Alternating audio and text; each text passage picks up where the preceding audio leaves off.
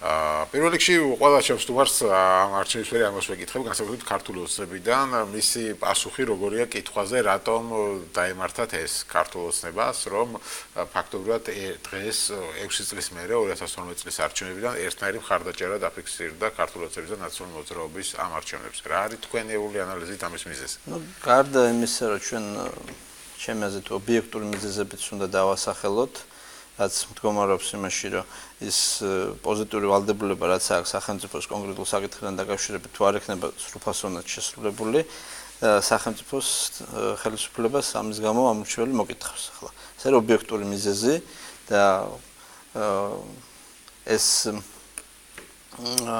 პოზიტიური ვალდებულება გამოიხატება ძალიან ბევრ რაღაცაში, პირველ რიგში მოსახლეობაზე ზრუნვაში, იმ ღირებულებების დაცვაში, რაც საზოგადოებისთვის არის ფაკუთხედი ამ საზოგადოების არსებობის და იმის უზრუნველყოფაში, რომ საზოგადოებას უნდა კონდეს იმის განცდა, რომ ხვალინდელი დღე მათი არის გარანტირებული უკეთესი და პერსპექტივა არსებობს.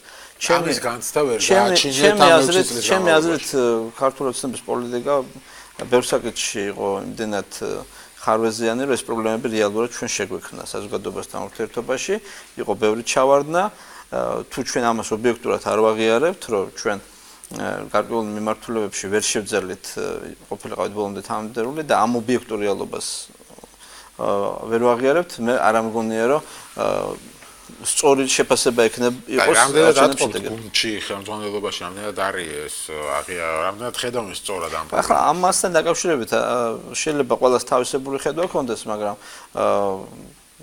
მეტნაკლებად იმისი აქმა, რომ პრობლემები რეალურად არის და საჭიროებს გადაწყვეტას ეს არის და ამ ეტაპზე მე მგონია, რომ ყველა ობიექტურ მიზეზს ჩვენ ვერ გამოვასწორებთ ერთ თვეში ეს თეორიულად შეუძლებელია, მაგრამ თუ ჩვენ მოვახდენთ იმ ობიექტური პრობლემების ანალიზს და სწორი გზავნილის გაშვება საზოგადოებისთვის, რომ ჩვენ ეს ყველაფერი გავიაზრეთ, გავითავისეთ და მზათა ვართ ადეკვატურები ვიყოთ აი ამ მიმართულებებთან დაკავშირებით. მე უბრალოდ მინდა სწორად გამიგოთ, მე ძალიან კატეგორიულიც არ მინდა ვიყო რა. მე მიმაჩნია, რომ ქართულ ოცნებას ძალიან ბევრი პოზიტიური ქონდა გაკეთებული ამ 6 წლის მანძილზე. მაგრამ არ დაგიფასათ ეს მოსახლეობა. ჩვენ ამ პოზიტიურის ფონზე აი არ არის ეს სწორი, აი მე რაღაცა გავაკეთე და რაღაცა რო ჩამივარ და მარტო გაკეთებული ხარჯზე მქონდეს რა იმედი საზოგადოებრივი შეფასების. საზოგადოება გაფასებს პოზიტივითაც და ნეგატივითაც და თუ შენ ვერ შეძლებ იმ ნეგატივზე სწორი გზავნილების გაშვებას, რომ აი მე ამასაც გამოვასწორებ უახლოს მომავალში, საზოგადოება შეიძლება იმედი დაეკარგოს. მით უმეტეს მე მინდა სუბიექტურ ფაქტორებზეც გადავიდე რა საარჩევნო კამპანიას. ეს არის რომ საარჩევნო კამპანია ოპოზიციის მხრიდან ამ შემთხვევაში მე გულისხმობ მაინც ეგრეთ წოდებულ გაერთიანებულ ოპოზიციას, რომელიც რეალურად სუბიექტურ ფაქტორებზე გადავარდა. ეს რაც თქვით, რომ რაღაცები ჩავარდები ხდება, იქ კონკრეტულად ჩამოთვალოთ, ანუ რა კონკრეტულად რას გულისხმობთ, რა ჩავარდები ხონდა, რა ვერ გააკეთა ოცნებამ. რამოდენიმე საკითხს გამოვყოფ მაშინ, რა. ერთი არის ღირებულებითი თემა, რომელშიც ძალიან მყარი პოზიცია უნდა ქონდეს ნებისმიერ ხელისუფლებას. მე ღირებულებში გულისხმობ იმ ტრადიციულ ღირებულებს, რომელიც საზოგადოებაში არის და რაზეც თანაგავშირებით კითხვის ნიშნები არ უნდა გაჩნდეს. ეს არის, თქვათ, ჩვენი საზოგადოების ძალიან მნიშვნელოვანი ტრადიციების ერთგულება, მართლმადიდებლური ღირებულებები, ადამიანის უფლებები. აი ამასთან დაკავშირებით კითხვის ნიშნები არ უნდა გაჩნდეს. უკვე კითხვის ნიშნები პრობლემასაჩეს. მე არ ვამბობ, რომ ჩვენ სისტემა რა კითხვის ნიშნები გაჩნდა, მაგრამ ბევრი კითხვის ნიშნები გაჩნდა და ეს კითხვის ნიშნები გააჩინა სასამართლოში არსებულმა სიტუაციამ, პროკურატურაში არსებულმა სიტუაციამ, ბიზნეს სექტორში არსებულმა სიტუაციამ. მე არ ვამბობ, რომ სისტემურია ეს პრობლემები რა. სისტემური რო იყოს, მე ძალიან კატეგორიული ვიქნები, მაგრამ თუ კითხვის ნიშნები ჩნდება და ამაზე მყისიერი პასუხები არ გაიცემა, მე მაინც მგონია, რომ ეს საზოგადოებაში უფლებებთან დაკავშირებით კითხვის ნიშნები მერც მაქვს და ბევრს აქვს, მაგრამ ეს რაღაც მართლმადიდებლობასთან დაკავშირებით, ტრადიციასთან დაკავშირებით აქ რა კითხვის ნიშნები ხდება. აქაც არის კითხვის ნიშნები, ცით რა არის ახლა ჩვენ ჩემი აზრით ტრადიციულ ღირებულებებთან მიმართებაში უფრო მკვეთრი პოზიცია უნდა ქონდეს და ეკლესიასთან, მართლმადიდებლურ ეკლესიასთან, სხვა კონფესიებთან უფრო მჭიდრო ურთიერთობები უნდა იყოს და არ უნდა იყოს იმისი განცდა ეკლესიასთან მიმართებაში, რომ ჩვენ ბოლომდე კონკორდატთან მიმართებაში და ტრადიციულ ღირებულებებთან მიმართებაში არა ვართ ერთგული და არა ვართ თანამდებობები. მე მაინც მგონია, რომ რაღაცა საკითხებთან მიმართებაში ჩვენ უნდა ყოფილიყავით უფრო ბოლომდე მართლმადიდებლურ ეკლესიასთან კომუნიკაციაში, ხა მე მესმის რომ სეკულარულ სახელმწიფოში ასე ეკლესიის უხეშად თუ ვიტყვით, ან ხელისუფლებამ ეკლესიის ჭკუაზე უნდა იაროს? არა, მე ხელისუფლებამ შეიძლება არავის ჭკუაზე არ უნდა იაროს, მაგრამ ყველა ჭკუა უნდა იკითხოს და ეს კომუნიკაცია ყველასთან უნდა ქონდეს და იმ საკითხებთან მიმართებაში, რაც ვიღაცას უფრო მეტად მოეკითხება, იმას უნდა დაუსვას შეკითხვა. თუ თემა ფსიქიატრიას ეხება, მიდიხარ ფსიქიატრთან. თუ თემა სულიერებას ეხება, მიდიხარ სასულიერო პირთან. ეკლესიასთვის ყველა თემა არის საინტერესო, ეხლა მაგალითად მარიხუანას საკითხი, ხო? სულიერება შეიძლება არ ეხება, მაგრამ არა, რატო არ ეხება? მე მიმაჩნია ეხება. ასე შეიძლება შევხედოთ, რომ ყველაფერი სულიერებას ეხება. არა, მე მიმაჩნია, რომ მარიხუანის კულტივაციის თემა ეხება ეკლესიას, ეხება სულიერების სფეროს, იმიტომ რომ საქართველოს არის ტრადიციული სახელმწიფო მაკუთხით, რომელსაც აქვს მყარი ღირებულებები, ჩვენ ვაზის ქვეყანა ვართ, შრომის წელთაღრიცხვის ქვეყანა ვართ და ოდესაც ეს თემა წამოიწია და დაიწყო საუბარი, მე მიმაჩნდა, რომ ამ თემის ვთქვათ ინფორმით გადაწყვეტეთ, რაც შეიძლება და ეს რაზეც ვარ ვთქვით და ამ თემას დარწმუნებული აღარ მოუბრუნდებით, ამ ფორმით გადაწყვეტის შემთხვევაში ჩვენ ზიანს ვაყენებთ ჩვენ ტრადიციულ სისტემურ აზროვნებას, კულტურული ღირებულებების თვალსაზრისით, იმიტომ რომ ჩვენ ვართ უკვე ჩამოყალიბებული რაღაცა ღირებულებითი სისტემის მატარებელი. ყველა ერი ვითარდება, იცვლება. არა, ღირებულებითი სისტემას ერები არ იცვლება. ბევრი რამე იცვლება. ხო, ახლა 100 წლის წინ სხვანაირად იყო, დღეს სხვანაირად არის. მაშინ მაგაზე უნდა არსებოდა საზოგადოებრივი კონსენსუსი რა. მათ შორის ეკლესიიდანაც უნდა იყოს ეს კონსენსუსი, ეს კონსენსუსი არ იყო და ახლა ჩვენ გამოდის რომ უნდა დაველოდოთ ყველაფერში ეკლესია ხო უფრო ნელა იცვლის შეხედულებებს ვიდრე სხვა ინსტიტუტები. შესაბამისად ეკლესია უფრო კონსერვატიულია. რაღაცაში მე ჩვენ უნდა ვიყოთ კონსერვატორები, რაღაცაში რეფორმატორები. ჩვენ წინააღმდეგობაში არ უნდა შევიდეთ ტრადიციულ ინსტიტუტებთან და წინააღმდეგობაში არ უნდა შევიდეთ საზოგადოებასთან. ბალანსი უნდა დავუჭოთ ამ თვალსაზრისით. სხვა შემთხვევაში ჩვენ გაგვიჩნდება ძალიან ბევრი კონფლიქტის სივრცე საზოგადოებაში, რომელიც შექმნის პრობლემას. შეიძლება სუბიექტურ მხარეებსაც გადავიდე. კი ბატონო, და მიმაჩნია სუბიექტური ამ შემთხვევაში არანაკლებ მნიშვნელოვანია, ვიდრე ის ობიექტური, რაზეც გესაუბრებოდით. სუბიექტური ფაქტორები არის ის, რომ წინასაარჩევნო კამპანია ჩვენმა ოპონენტებმა ჩაატარეს აბსოლუტურად ნეგატიურ ტალღაზე, ხოლო ჩვენს მიერ მხარდაჭერილმა კანდიდატმა ქალბატონ სალომე ზურაბიშვილმა ჩაატარა პოზიტიური წინასაარჩევნო კამპანია, მე მის შეხვედრებს დავდივდი და არც ერთ შეხვედრაზე არაფერი არ ვთქვი თავის ოპონენტებს. საუბრობდა იმაზე, რომ უნდა იყოს საქართველოს კულტურის ლობისტი საერთაშორისო სივრცეში, უნდა შეასრულოს კანონით განსაზღვრული მოვალეობები, რაც პრეზიდენტის ინსტიტუტი მას აძლევს და ნეგატიური საარჩევნო კამპანია, რომელსაც ჩვენი მოწინააღმდეგეები აწარმოებდნენ, აგებული იყო მთლიანად იმაზე, რომ სალომე ზურაბიშვილი არის მოღალატე და ყველა ვინც მას მხარს უჭერს არის მოღალატე. აი ამისი თვალსაზრისით იმუშავა. და რატომ იმუშავა? თქვენ იმიტომ რომ ფიქრობთ, რატომ მიზეზი ხო არ მისცა ქალბატონმა სალომემ? არა, არანაირი მიზეზი ქალბატონ სალომეს არ მისცა ამისათვის, არც არსებობს ასეთი მიზეზი. ეს არის ჩვენი ოპონენტების მხრიდან ჩამოყალიბებული ტაქტიკა, რომელსაც ისინი ადრეც იყენებდნენ საზოგადოებაში ადამიანის დისკრედიტაციის, მისი შემდგომი მოსპობის მიზნით. ახლა ასეთი ტაქტიკა გამოიყენეს ძალიან ხშირად, ეს განსაკუთრებით ხდებოდა ვარდების რევოლუციის წინ და მის შემდგომ პერიოდში. მარტო ერთ მაგალითს გეტყვით, ერთ-ერთი ასეთი მსხვერპლი ამ ტაქტიკის იყო გურამ შარაძე, ადამიანი, რომელთანაც მე მეგობრობდი და ძალიან დიდ პატივს ვცემდი, იმიტომ ჩვენ ახლობლები ვიყავით, მიუხედავად ასაკობრივი სხვაობისა, ჩვენ ძალიან კაი ურთიერთობა გქონდა.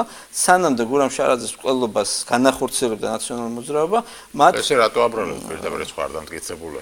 იცით რა არის რაღაცა საკითხები სასამართლოში, რასაც ქვია საყოველთაოდ აღიარებული ფაქტი. ჩემთვის არის ეს ნაციონალური მოძრაობა მოკლა გურამ შარაძე, ეს პირველი ბევრი რამე გამიგია ნაციონალურ მოძრაობაზე დაბრალებული. ნაციონალური მოძრაობა მოკლა გურამ შარაძე. ხო, მაგრამ ამას ამით გისაფუძვლებს რა გაძლევს? მოგახსენებ.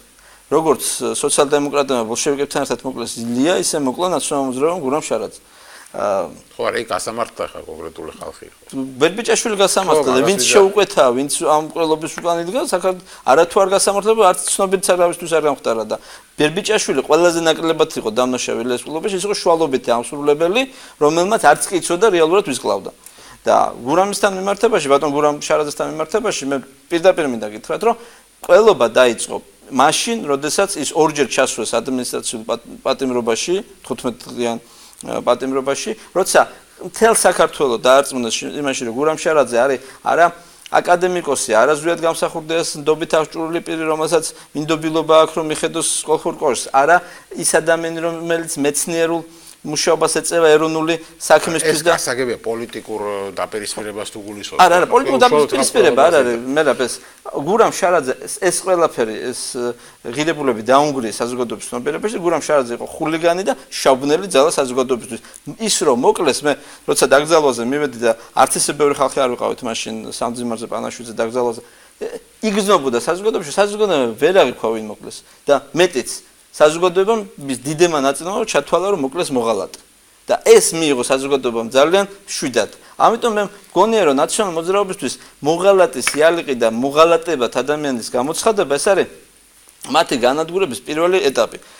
თავარი არის ვიღაცა გამოცხადეს მოღალატე და მე უკვე ის რას ლაპარაკობს ისი დესპანი იყოს რა სიკეთე უნდა გასამოსროებები განცხადებები ომთან დაკავშირებით ცხინვალის დაბომბასთან დაკავშირებით ხო აძლევდა მათ საფუძველს რომ ესეთი კამპანია ეგორებინა არან არის საფუძველს მე რა მაგი არავის არ აძლევს ახლა მასე მისი ბატონი ვაშაძის ბიოგრაფია უფრო გაძლევს მაგის საფუძველს ვიდრე სალომე ზურაბიშვილის რაიმე განცხადება რაც არ უნდა გავანალიზოთ ვაშაძის ისეთი ბიოგრაფია აქვს ბიოგრაფია გასაგებია ხა იქ მუშაობდა ხო და სახეზე აწერილი კგბ რა ამის მისი წიგნი რომელიც წარგენილია რუსები იმოწმებენ მის ციტატებს პუტინი მეორებს და ამაზე არის საუბარი მე მგონია რომ ეს ყველაფერი იყო აი ისე ხელოვნურად დადგმული არა ხო ოპოზიციამ გამოიყენეს გააზვია და გააბევრა რაღაცა გააკეთა მაგრამ საფუძველი ხო არსებობდა მე ამას ვამბობ საქმეც იმაში არ არსებობდა საფუძველი ყველას ყველაფერი შეიძლება დააბრალო როდესაც ითქვა რომ სალომე ზურაბიშვილი მოღალატეა და ყველა შეთანხმდნენ რომ მოღალატეა იმათი მხრიდან მე როცა თქვეს უკვე რომ ვინც მას ხარს უჭერს აგრეთვე ყველა მოღალატეა ამით ყველაფერი დამთავრდა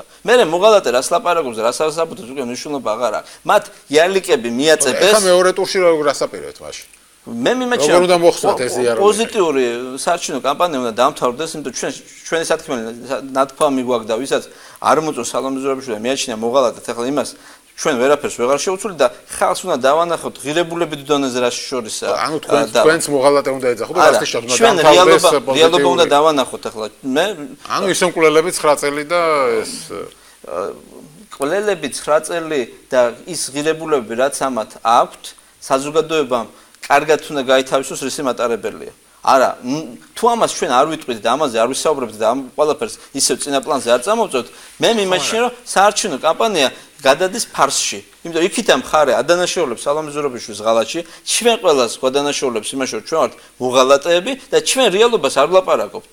ჩვენ რეალობას საერთოდ თვალს აღარ უსწორებთ და იქით ვისთან გვაქვს საქმე ამაზე არ ვლაპარაკობთ. ეს ხო ახალი არ არის ხო? ამდენი წელი ამ 9 წელს იძახის ქართული ოცნება და პირველ ტურმა ხო არ გაჩვენათ ის რომ მოსახლეობა აღარ რეაგირებს ამაზე და აღარ აინტერესებს ის 9 წელი და წავიდა და მაინც ნაციონალურ მოძრაობას მისცა ხმა თქვენზე გაბრაზებულმა. ასე არ მიმაჩნია, მე მიმაჩნია რომ სწორედ იმან რომ მოსახლეობამ ბოლომდე თამასა ამ ყველაფერს ვერ აღიქვა, იმიტომ გააკეთა ეს არჩევანი და მეორე ტურის შედეგებში დარწმუნებული ვარ რომ ეს ხედვა თუ შეიცვლება არსებითად ეს აისახება შედეგებზე, იმიტომ რომ მოსახლეობამ ამ არჩევნებს მიუდგა ისე, როგორც ეს არჩევნები არის. ორ ადამიანს შორის ირჩევს, ვიღაცაზე ნაწყენია, ვიღაცაზე შეექმნა შტაბ-ბიჭილება, რომ ის ცუდია, ვიღაცაზე შეექმნა შტაბ-ბიჭილება, რომ იმას შეიძლება რაღაცა შეცვალოს, მაგრამ ამის მიღმა რა შეიძლება ამას ყველაფერს მოყვეს, ამაზე ამორჩევას არ ვფიქრე, ამაზე ფიქრობენ ის პოლიტიკოსები, რომლებიც დგანან ამ პროცესის უკან და რომლებსაც უნდათ ეს არჩევნები აქციონ თავიანთი რევანშის წინაპირობად. მე მაგიტომ აი რევანშს რატო ხდება თქვენ გამოხვედით და გამოაცხადეთ რომ სამოქალაქო ომი იქნებოდა ამას მოყვა ძალიან ნეგატიური გამოხმაურება ყველა მხრიდან რომ ხალხს გედი ფოფხაძე აშინებს სამოქალაქო ომთან ხელისუფლებას ეზღად არჩენია რომ სამოქალაქო ომით ძალიან ბევრმა ჩემმა ახლობელმა და ქუჩაში გამლელმა ადამიანმა მე მითხრა რომ მე ვარ ადეკვატური ამ ყველაფერში ყველაზე უფრო მეტად ვიდრე სხვა პოლიტიკოსები რომლებიც საუბრობენ პუტუ რაღაცებს რო ლაპარაკობენ აი ამასთან შედარებით რეალობა უნდა რა სამოქალაქო ომზე აქ გამოვიდა რომ ხელისუფლება გვემუქრება სამოქალაქო ომი არა მე როგორ დავემუქრები მე რა თმინდა სამოქალაქო ომი ხო აქ საუბარი რაზეა ჩვენ საქმე გვაქვს ძალასთან რომელმაც დაანონსა შეწყალების ინსტიტუტის გამოყენება დაანონსა პოლიტიკური ნიშნით არა ის რომ მე შევიწყალებ იმ ადამიანებს რომლებიც სადაც მეორე შანსი უნდა მივცე რესოციალიზირებულია რომ იმ ადამიანს ეს ჭირდება შეწყალების კომისიის ფუნქცია მაგია რომ ადამიანს რომელმაც გაათვითცნობიერა თავისი დანაშაული აძლევს მეორე შანსს ამათმა დაანონსეს რომ გამოიყვანեն თავიანთ პოლიტიკურ მოკავშირეებს ეხლა რომ ჩამწკრივდა სულ და წერილებს წერენ რომ არა არ გვინდა გამოსვლაო მაგი ჩემ განცხადებამდე დაეწერათ როცა იმან დაანონსა იმან რომ დაანონსა, მაშინ არაფერი არ თქვეს და როცა მე ვთქვი რომ შეწყალების ინსტიტუტის ასე ბოროტად გამოყენება ჯერ არაფერში არ წერია და მეორე საფრთხეს შემცველია, მეთქი მე დაიწყეს ამ ნიანგისრავლების ზღურა და ვაჟკაცობის დემონსტრირება, როგორ ჩვენ ციხეებიდან არავინ არ გამოვალთო, ოღონდ მაგან მოიგოს არჩევნებიო. და რეალობა რაშია თუ სამოქალაქო ომის რაში ხედავთ ანუ გასაგებია რომ ეს ცუდი ფაქტი იქნება გეჩახმები გამოყენება მეც არ მინდა იმიტომ რომ მერტმა დაგვიფაროს მაგისგან რა ახლა რატო ახსენეთ მაშინ მე მიმაჩნია სამოქალაქო დაპირისპირების ხარისხი აი ამ პოლიტიკით იქნება ძალიან სარისკო მე ვსაუბრობ შეწყალების ინსტიტუტის ბოროტად გამოყენებას როცა შენ შეწყალების ინსტიტუტს იყენებ არა დანიშნულების სამეფო ესე იგი სწორი ობიექტური სტანდარტით და მე მოქმედი პრეზიდენტის სტანდარტიც არ მომწონდა მაგრამ ასეთი პოლიტიზირებული სტანდარტი მარგველაშვილს თავში არ მოვიდოდა როცა შენ შეწყალების ინსტიტუტს იყენებ პოლიტიკური სტანდარტით შენ ძალიან ცუდ გარემოს გქონდა ესე იგი შენ შეგიძლია გამოიყვანო შენი კრიმინალი თანამოაზრეები ციხეებიდან რომელსაც თანამდებობებზე ყოფნის დროს სისტემური დანაშაული დაამყარეს და ამითი შეუქმნა დანარჩენ შენ მომხრეებს და იმ ზონდერებს რომლებიც რეალურად მათ მრავლად ყავდა და ეს ხალხი არ გამქრალა ესენი 7 ნოემბერს დადიოდნენ და ბადრის რაოდა დედასაგინებდნენ ეს ხალხი ხო ბუნებაში არსებობს ეს ხალხი რეალობაა და სადღაც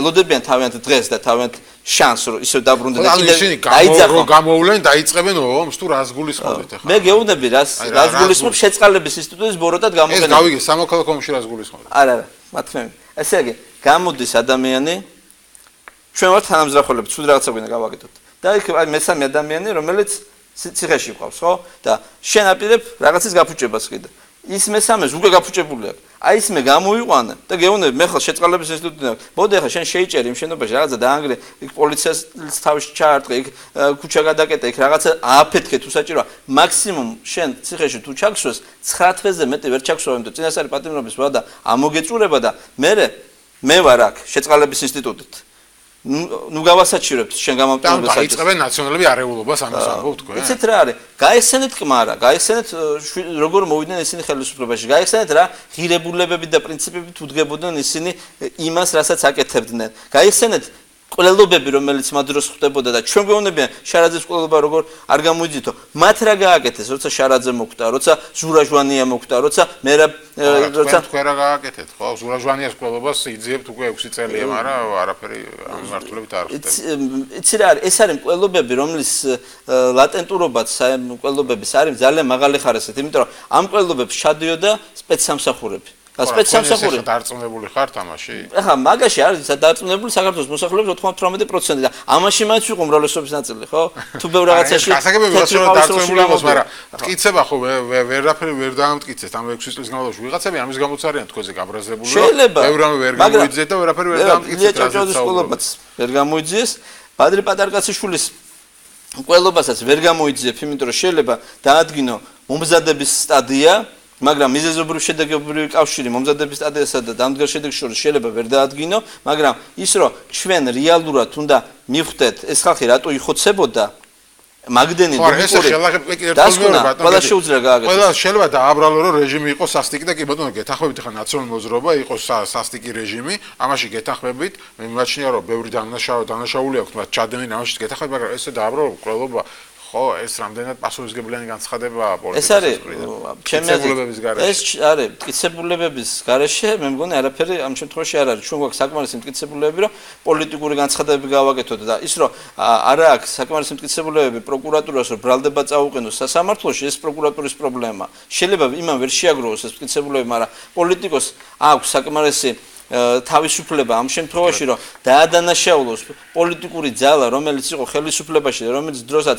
პანტაპუნტით იხოცებოდნენ პოლიტიკოსები ესენი ხო ჩვენ გვადანაშაულებენ კიდე ჩვენ ყლავდეთ ვიღაცებს და რეალობა ის არის რომ ბადრი პატარკაციშვილი მოკვდა მაშინ როდესაც ყველაზე უფრო დიდ უხერხულობას წარმოადგენდა სააკაშვილისთვის ზურაჟვანია მოკვდა მაშინ როდესაც ყველაზე დიდ უხერხულობას წარმოადგენდა სააკაშვილისთვის გურამ შარაძე მოკვდა მაშინ როდესაც ის არ იყო მათთვის სასურველი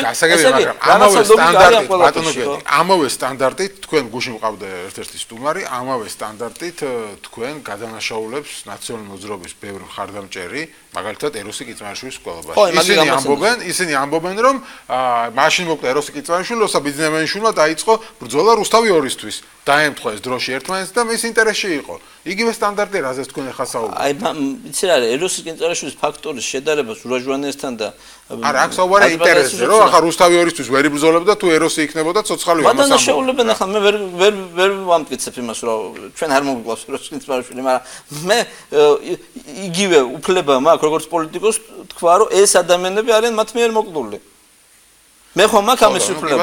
მე იმაზე დავადანაშაულეთ ერთმანეთი პრობლემაში. არა, დავადანაშაულოთ რა ხა ყველაფერს აქვს ლოგიკა და ანჩას უკვე ადამიანები თვითონ აკეთებენ დასკვნას, მე მაქვს ვალდებულება ვილაპარაკო წარსულზე იმისათვის, რომ მომავალი ცოტათი მაინც წინასწარ გამჭვრიტოთ, რომ მომავალი არ იყოს ჩვენთვის მოულოდნელობა. ხომ არ ფიქრობთ, რომ სალომე ზურაბიშვილის დაყენება იყო შეცდომა, მაგალითად იმის გამო, რომ მის პიროვნებას ამდენი ნეგატივი მოყვა მე საბოლოო ჯამში და მის წინააღმდეგ ასეთი პიარი არის. მე დარწმუნებული ვარ, რომ ვინც არ უნდა ყოფილიყო ჩვენი მხრიდან მხარდაჭერილი კანდიდატი, ახლა ბევრი საუბარია იმაზე, რომ აი ოცნებას თავისი პარტიული კანდიდატი უნდა დაეყენებინა, დამოუკიდებელი კანდიდატის მხარდაჭერა რაღაცა ტექნიკურ თვალსაზრისით არასწორი იყო. მე დამოუკიდებელი კანდიდატი სამდე არ გამოიკვეთა ჩვენ რეალურად ვერ შევძელით კამპანიის დაწყება და ესეც არის სუბიექტური ფაქტორი, რომ ხანმოკლე კამპანია ბუნებრივია წამგებიან პოზიციაში გაყენებს, თორსა შენ ოპონენტს უკვე დიდი ხანია დაწყებული კამპანია. ეს ფაქტორები რა თქმა უნდა არის, მაგრამ მე დარწმუნებული ვარ, ვინც არ უნდა ყოფილიყო ჩვენი კანდიდატი, მის მიმართ იქიდან ექნებოდა ნეგატიური კამპანია და თუ ჩვენ მარტო პოზიტიური კამპანია წავდით, პრობლემა შეექნებოდა. მოღალატის იარლეყის მიკერებას, ხო, ეხა თავისუფლების პრიალს და ასე შემდეგ. თუ მოღალატეობა არის ის, რომ მე რომელიღაცა კანდიდატს უჭერ მხარს, არა, ისინი განცხადებებს აღარ დაუბრუნდით ხა ომთან დაკავშირებით და ასე შემდეგ. თქვენი პოზიცია გასაგებია ამაზე. უბრალოდ მაინტერესებს რა გაძლევთ იმის ოპტიმიზმის საფუძველზე, რომ მეორე ტურში თქვენი კანდიდატი მოიგებს. მე შეგახსენებთ, რომ პირველ ტურში თქვენმა კანდიდატმა აიღო სადღაც 600,000 ხმა, ცოტა მეტი, ამდენივე აიღო ნაციონალური მოძრაობის ხარდაჭერილმა კანდიდატმა და პლუს 200,000 ხმა აიღო ერთად გამოვდით მათ 800,000 ევროპულ საქართველოს და ნაციონალურ მოძრაობას. ანუ 800,000 ხმა აქვს მათ პირველ ტურში, თქვენ 600,000. რა როგორ ფიქრობთ, 200,000-ით მეტ ამორჩეულს მოიყვანთ მეორე ტურზე? მე რა ვიცი რა არის. მე ჯერ ერთი ერთზე გამოვრიცხავ, რომ ევროპული საქართველოს ამორჩეული წავდეს და მიცეს ხმა ნაციონალურ მოძრაობას. თუნდაც იმიტომ რომ თქვენ ევროპული საქართველოს ამორჩეულების მოვახდინოთ ნეიტრალიზაცია, ხო თუ არ ვწდები? არა. თავი რომელი ვიღაცამ არა, ნეიტრალიზაცია რას ნიშნავს? ანუ ხო, გადმობირება. არა, მე მგონი რომ არჩევანი ეკეთება ღირებულებით. მე საერთოდ ვერ ხვდები ევროპულმა საქართველოს რა ნიშნით გადაწყვიტა მეორე ტურში მხარი დაუჭიროს სააკაშვილის კანდიდატს, იმიტომ რომ ევროპული საქართველოს წამოვიდა ზუსტად იმიტომ რომ ღირებულებითი წინააღმდეგობა ჰქონდა სააკაშვილთან და წესი და კამათი უნდა დაეკავებინა ნეიტრალიტეტი, იმიტომ რომ მაგრამ არ დაიკავეს და არა, მესმის, მაგრამ ეს არ ნიშნავს რომ მათი ამომრჩეველი ავტომატურად წაყვება მათ ამ ლოგიკაში, იმიტომ რომ თუ ჩემთვის მიუღებელია სააკაშვილის რეჟიმი და მიუღებელია ოცნება, როგორც ამ ეტაპზე თქვათ, რაღაცა ფაქტორებით არ არის, ასე თქვათ, ადეკვატური ჩემ შეხედულებთან მიმართებაში, მე წესით ვიკავებ ნეიტრალიტეტს. მე აქ ანუ თქვენ იმის იმედი გვაქვთ, რომ ევროპული საქართველოს ამორჩეველი არ დაუჭერს ვაშაძეს ხმას? მე არ ამგონია, რომ აქ მარტო ევროპულ საქართველოს ამორჩეველზე იყო საუბარი. ამორჩეველი მეორე ტურზე ჩემი აზრით გადააფასებს პირველ ტურს. და გაბრაზება გაუვლის ოცნებისადმი? მე რა მარტო გაბრაზებით არჩევანის გაკეთება არ შეიძლება რა. ხო, გააკეთეს ამ ხალხს. გააკეთა, მაგრამ მეორე ტურში ისე გაბრაზდნენ, რომ ამით გააკეთეს არჩევანი. მეორე ტურში გაბრაზებით გაკეთებულმა არჩევანმა შეიძლება ჩვენი სამშობლო დააზარალოს. დამორჩეველი ხო ამას ფიქრობს. ამას ტურში არ ფიქრობდა ამაზე? პირველ ტურში ბევრი არ ფიქრობდა მაგაზე. მათ შორის ის ადამიანები არ ფიქრობდნენ მაგაზე, ვინც არ მივიდა არჩევნებში. სამშობლო რატო შეიძლება დააზარალოს? მაგასაც ბევრი ამბობს, რომ პირიქით უკეთესი იქნება თუ ოპოზიციონერი პრეზიდენტი იქნება და დაბალანსდება ეს ასეთი დიდი ძალაუფლება. ვაშაძე არ არის ოპოზიციონერი. აი მაგალითად რესპუბლიკელები ამ მოტივით უჭერენ ხარს ვაშაძე. აი რესპუბლიკელები საერთოდ რა მოტივით აწარმოებენ თავად პოლიტიკურ საქმიანობას მე ვერ გავიგე რა და ამიტომ მიმინდია ეს სხვა უფრო ჩემს უფრო გონიერი ადამიანებისთვის მაგას მე არ შევეცდები გავშიფრო რესპუბლიკელების ლოგიკა. მე მიმაჩნია რომ ამომრჩეველი მეორე ტურზე წავა სულ სხვა мотивაციით და სულ სხვა ხედვით. ამაში ვერ დარწმუნებული. ოპოზიციური პრეზიდენტი იქნება თუ არა უფრო დემოკრატი. მაგალითად ივანიშვილი ამას ამბობდა. გახსოვთ თქვენ პირველი ინტერვიუ ივანიშვილის. სადაც თქვა მან რომ მე არა ვარ წინააღმდეგი და ფიქრობ რომ ოპოზიციას დაუთმოთო საპრეზიდენტო პოსტი. ეხლა მათქვენ. კი ბატონო. ვაშაძე არის ტროას ცხენი. ვაშაძე არ არის ოპოზიციური პრეზიდენტი. ვაშაძე არის ტროას ცხენი, რომელიც შედის პრეზიდენტის სასახლეში და მისი მუცლიდან მერე ლაგდებიან სააკაშვილი, ადეიშვილი, მერაბიშვილი, ახალაია ყველა ის ზონდერი, მასკიანი ზონდერები რო დარბოდნენ რუსთავაზე და ეძახდნენ ბადრის რაო, ყველა ეს მწამებელი, რომელიც ციხეში იყო და ისინი უმეტესობა დღეს თქვენ სტრუქტურებში მუშაობს, ბატონო. ისინი ისე კარგად გადაბარგდებიან მაქით, როგორც დაგიბარებია. კი, ჩვენ სტრუქტურებშიც ბევრი მუშაობს, იმიტომ რომ ეს ჩვენი დიდი მინუსია, მაგრამ ისინი თავის დროს ელოდებიან და ისინი გადაბარგდებიან აი ამ ტროას ცხენის. მაშინ რატო დატოვეთ ეს ხალხი? მაგას მე ნუ მეკითხები რა. აბა ვის ვკითხოთ თქვენ ხართ არ ვიცი, ეს იყო ის რაც არ უნდა გააკეთებინა ხელისუფლებას, მას უნდა უფრო კატეგორიული წმენდა უნდა ჩაეტარებინა ამ სისტემის და დღეს უფრო დაცული იქნებოდა საზოგადოება, მაგრამ დღეს საზოგადოება მასაც ხვდება რომ თუ ხელისუფლებამ ბოლომდე ვერ უზრუნველყო გარანტიები უსაფრთხოების და დაცვის, ჩვენ ყველამ უნდა გამოვიჩინოთ ის შეგნება და ის ერთიანობა, რომელიც ამ გარანტიებს ანუ მოკლედ თქვენი მთავარი გზავნილი არის რომ კი ჩვენო ცუდად მოვიქეცით, ვთქვათ იმაში რომ ნაცვლად დავტოვეთ, ვერ აგისრულეთ ბევრი დაპირება და ასე შემდეგ ბევრი რაღაცა ცუდი გავაკეთეთ, მაგრამ აი ნაციონალები რომ არ მოვიდნენ, ამის გამო კიდევ მოგვითმინეთ ეს ცუდი საქციელი. ეს არის ცუდი საქციელი არ უნდა მოგვითმინონ, არავითარ შემთხვევაში არც ჩვენ არ უნდა მოვითფინოთ ერთმანეთის ცუდი საქციელი, ეს გზავნილი აბსოლუტურად არასწორია. არ გამოდის მე რა მაგ იმასე. მე მიმაჩნია რომ არ უნდა მოეთფინათ და სწორედ იქნეს რომ არ მოეთფინეს და ამარჩენებზე თავისი პროტესტი დააფიქსირეს, ეს პირველ ტურში აბსოლუტურად გასაგებია ჩემთვის, მაგრამ მე დარწმუნებული ვარ რომ მეორე ტურში უნდა გადაფასებული განწყობით უნდა მივიდეს ყველა არჩევნებზე, იმიტომ რომ ამ შემთხვევაში სიბრაზი და წყენით გაკეთებული არჩევანი აზარალებს საქართველოს. მე ამაში ვარ ღრმად დარწმუნებული, მე არავის ამაში არ ვეკამათები, უბრალოდ ყველას მოუწოდებ, რომ სწორედ აი ამ ლოგიკით მიუდგნენ ამ არჩევნებს, ჩვენ უნდა დავიცვათ ჩვენი სამშობლო მაშინაც კი, როდესაც გაბრაზებულები ვართ სამართლიანად ვიღაცაზე და რაღაცაზე. მეც ვარ ძალიან ბევრ რამეზე გაბრაზებული. ჩემთვის ბევრი რამე არის მიუღებელი, რა და როგორ ხდება ჩემს გარშემო. მე ბევრი რამე არ მომწონს რეგიონალურ დონეზე, ბევრი რამე არ მომწონს ცენტრალურ დონეზე და ბევრი რამე არ მომწონს პარლამენტში, მაგრამ მე ვიცი, რომ ჩემი ეს წყენა დღეს ეს არის ჩემი პირადი პრობლემა. ეს უნდა გადაიდოს გვერდზე. მე უნდა ყველაფერი გავაკეთო როგორც საქართველოს ერთმა მოქალაქემ და დავიცვო ჩემს კარგი, თქვენი აზრი გასაგებია. დიდი მადლობა. ნახოთ რა სიზამს ამურჩეველი მეორე ტურში. დაგველოდეთ რეკლამის შემდეგ ჩვენი სტუმარი იქნება ხათუნა სამიძე, ხოლო ბოლოს ჩვენ გვექნება დისკუსია ამავე თემაზე.